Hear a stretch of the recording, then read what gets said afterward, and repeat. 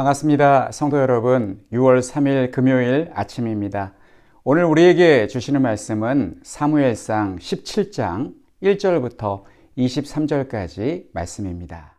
블레셋 사람들이 그들의 군대를 모으고 싸우고자 하여 유다에 속한 소고에 모여 소고와 아세가 사이에 에베스담밈에 진침해 사울과 이스라엘 사람들이 모여서 엘라 골짜기에 진치고 블레셋 사람들을 대하여 전열을 벌였으니 블레셋 사람들은 이쪽 산에 섰고 이스라엘은 저쪽 산에 섰고 그 사이에는 골짜기가 있었더라. 블레셋 사람들의 진영에서 싸움을 도드는 자가 왔는데 그의 이름은 골리앗이요 가드 사람이라. 그의 키는 6규빗 한 뼘이요 머리에는 노투고를 썼고 몸에는 비늘 갑옷을 입었으니 그 갑옷의 무게가 놋 5,000세겔이며 그의 다리에는 놋 각반을 쳤고 어깨 사이에는 놋 단창을 메었으니 그 창 자루는 배틀채 같고 창날은 철 600세겔이며 방패든 자가 앞서 행하더라. 그가 서서 이스라엘 군대를 향하여 외쳐 이르되 너희가 어찌하여 나와서 전열을 벌였느냐. 나는 블레셋 사람이 아니며 너희는 사울의 신복이 아니냐. 너희는 한 사람을 택하여 내게로 내려보내라. 그가 나와 싸워서 나를 죽이면 우리가 너희의 종이 되겠고 만일 내가 이겨 그를 죽이면 너희가 우리의 종이 되어 우리를 섬길 것이니라. 그 블레셋 사람이 또 이르되 내가 오늘 이스라엘의 군대를 모욕하였으니 한 사람을 보내어 나와 더불어 싸우게 하라 한지라. 사울과 온 이스라엘이 블레셋 사람의 이 말을 듣고 놀라 크게 두려워하니라. 다윗은 유다 베들레헴 에브라 사람 이세라 하는 사람의 아들이었는데 이세는 사울 당시 사람 중에 나이가 많아 늙은 사람으로서 8 아들이 있는 중 그 장성한 세 아들은 사울을 따라 싸움에 나갔으니 싸움에 나간 세 아들의 이름은 장자 엘리압이요 그 다음은 아비나답이요 셋째는 삼마며 다윗은 막내라.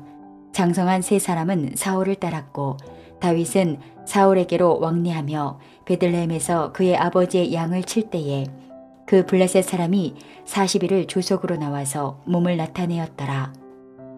이새가 그의 아들 다윗에게 이르되 지금 내 형들을 위하여 이 볶은곡식 한 에바와 이 떡 10덩이를 가지고 진영으로 속히 가서 내 형들에게 주고 이 치즈 10덩이를 가져다가 그들의 천부장에게 주고 내 형들의 안부를 살피고 증표를 가져오라.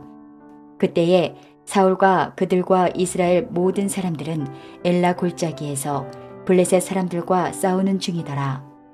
다윗이 아침에 일찍 일어나서 양을 양 지키는 자에게 맡기고 이새가 명령한 대로 가지고 가서 진영에 이른즉 마침 군대가 전장에 나와서 싸우려고 고함치며 이스라엘과 블레셋 사람들이 전열을 벌이고 양군이 서로 대치하였더라. 다윗이 자기의 짐을 짐 지키는 자의 손에 맡기고 군대로 달려가서 형들에게 문안하고 그들과 함께 말할 때에 마침 블레셋 사람의 싸움 도두는 가드 사람 골리앗이라 하는 자가 그 전열에서 나와서 전과 같은 말을 하매 다윗이 들으니라. 주일학교 시절 가장 재밌게 들었던 성경 이야기가 다윗과 골리앗입니다. 작은 고추가 맵다라는 우리나라 속담처럼 다윗은 골리앗 앞에서 주눅들지 않고 믿음을 가지고 맞서 싸운 결과 승리하였습니다. 사무엘상 17장의 말씀은 온전히 오롯이 다윗과 골리앗 이야기만 다루고 있습니다. 블레셋과 이스라엘은 전쟁이 끊이질 않았는데 이번에도 엘라 골짜기에서 대치하고 있습니다. 블레셋에서 싸움을 도두는 자가 있었으니 그 사람의 이름은 골리앗입니다. 키가 6규빗이라고 합니다. 규빗은 팔꿈치에서부터 손가락 끝까지 50cm 정도가 되니 키가 3m나 되는 거인입니다. 오늘날 미국 NBA 농구 선수의 키가 2m 정도 됩니다. 얼마나 큰지 그 아래에 서면 내 자신이 메뚜기처럼 초라하게 느껴질 정도입니다. 그런데 골리앗은 키가 6규빗 3m이니 정말 크다고 할 수 있겠습니다. 키가 큰 사람 중에 체격이 호리호리한 사람이 있고 몸이 다부진 사람이 있습니다. 호리호리한 사람은 맷집이 약합니다. 그래서 하체를 집중 공략하면 쓰러지기도 하는데 골리앗은 키도 크지만 몸집도 거대하여 난공불락의 요새와 같았을 것 같습니다.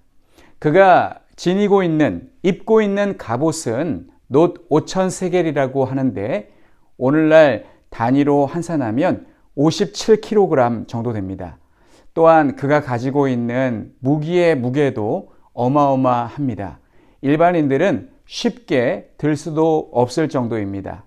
성경의 이러한 묘사가 골리앗은 키만 큰 게 아니라 체격 또한 매우 좋았음을 보여줍니다. 그는 블레셋군의 자랑이라고 할 수 있을 정도로 용맹한 장수였습니다. 그런데 성경을 가만히 읽어보면 그에게도 약점이 있었습니다. 얼굴을 가리고 있는 것이 없었고 나중에 다윗이 물맷돌로 그를 기절시킨 다음 그의 칼로 그의 목을 베어버리는데 칼에 대한 설명이나 묘사도 없습니다. 이것은 골리앗이 어떻게 죽을 것인지 암시하는 복선과 같습니다. 골리앗은 무려 40일 동안 매일 아침과 저녁으로 엘라 골짜기에 나와서 이스라엘 군대를 조롱하였습니다. 그의 말이 매우 모욕적이었어도 어느 누구 골리앗과 싸워보겠다고 나서지 못했습니다. 참 믿음이 없는 말씀입니다만 저 역시도 제가 그 자리에 있었다면 저라도 나가지 못했을 것 같습니다. 이때 다윗이 아버지의 심부름으로 전장에 나갑니다. 다윗은 아직 어렸기 때문에 군인으로 착출되지 않았던 것 같습니다. 다윗의 아버지 이새는 아들이 셋씩이나 전쟁터에 나갔기 때문에 막내 다윗을 심부름 보냈습니다. 형들이 잘 있는지 살펴보고 식량을 전해주고 오라는 것이었습니다. 한 번은 제가 유년부 아이들에게 오늘 본문 말씀을 가지고 설교를 한 적이 있었습니다. 그때 초등학교 3학년쯤 되는 아이가 했던 질문이 기억납니다. 전도사님, 다윗이 아버지의 심부름으로 전쟁터에 나가면 그때 그가 돌보았던 양들은 어떡합니까? 라고 물었습니다.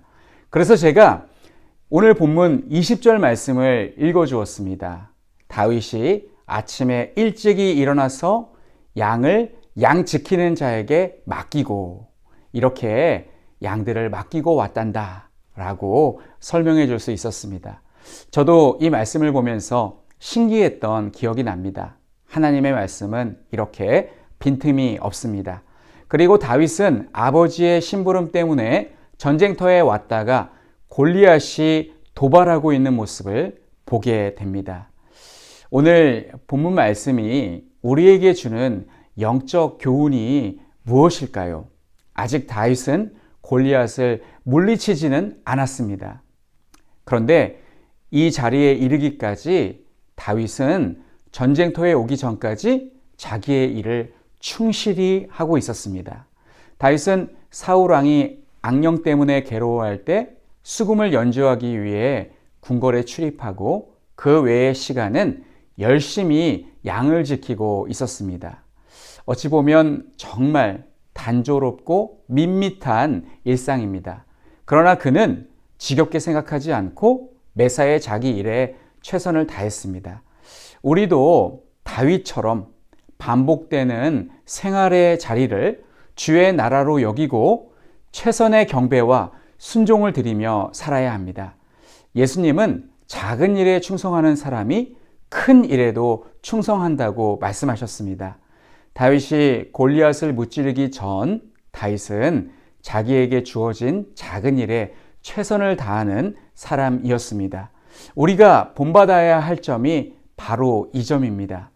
요즘 유튜브를 보니까 소울리스 좌라는 별명을 가진 김한나 씨가 인기가 많습니다. 이 소울리스 좌라는 말의 뜻은 영혼이 없는 이라는 뜻입니다. 이 사람은 무슨 일을 하는 사람이냐면 에버랜드에서 놀이기구 타는 일을 돕는 사람입니다. 이 사람이 유명해진 것은 매일 반복되는 똑같은 지겹고 밋밋한 이 일을 영혼이 없는 듯 열심히 하고 있었기 때문입니다. 무슨 일을 진심을 담지 않고 습관적으로 하면 영혼이 없다고 하며 비판하는데, 이분이 하는 일 자체가 충분히 그럴 수 있는 일이라서 사람들은 이해해 주는 것 같습니다. 그리고 그런 일을 열심히 하는 모습이 사람들에게 공감을 이끌어내는 것 같습니다. 우리도 다윗을 본받아서 매일 반복되는 일이라 할지라도 열심히 하다 보면 더 큰 일도 감당하게 될 줄로 믿습니다. 그렇게 하루하루 나에게 주어진 일에 최선을 다하며 의미 있게 살아가시는 우리 모든 성도님들이 되시기를 간절히 축원합니다. 이 시간 우리 함께 기도하겠습니다. 첫째, 우리에게 주어진 매일의 일을 하찮게 생각하지 않고 성실하게 감당하며 훗날 주님께서 더 큰 일을 맡기실 때 감당할 수 있는 능력을 키우게 하옵소서.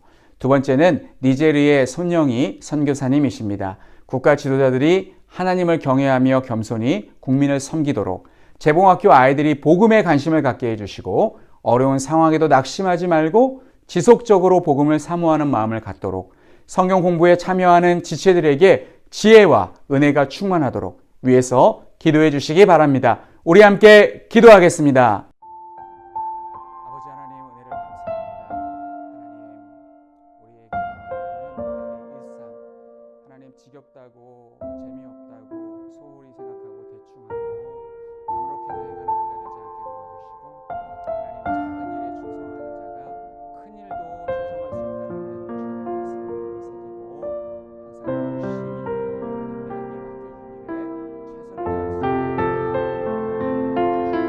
맡겨준 일에 최선을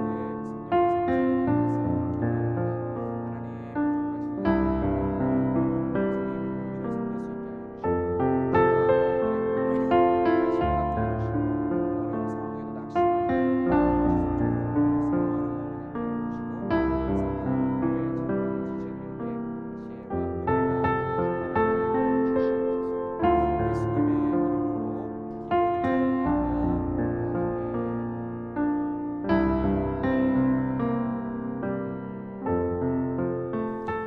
하나님 아버지, 은혜를 감사드립니다. 하나님, 오늘 우리는 다윗의 모습을 본받기 원합니다.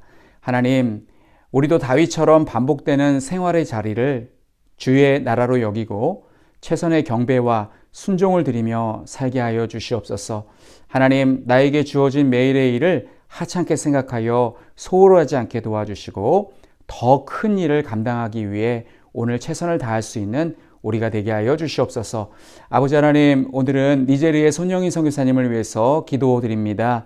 국가 지도자들이 하나님을 경외하며 겸손히 국민을 섬기게 하여 주시고, 재봉학교 아이들이 복음에 관심을 갖게 하여 주시고, 성경 공부에 참여하는 지체들에게 지혜와 은혜가 충만하게 하여 주시옵소서. 하나님, 오늘 하루도 우리 모든 성도님들 하나님께서 함께 하여 주시고 동행하여 주시기 원하오며 예수님의 이름으로 기도하옵나이다. 아멘.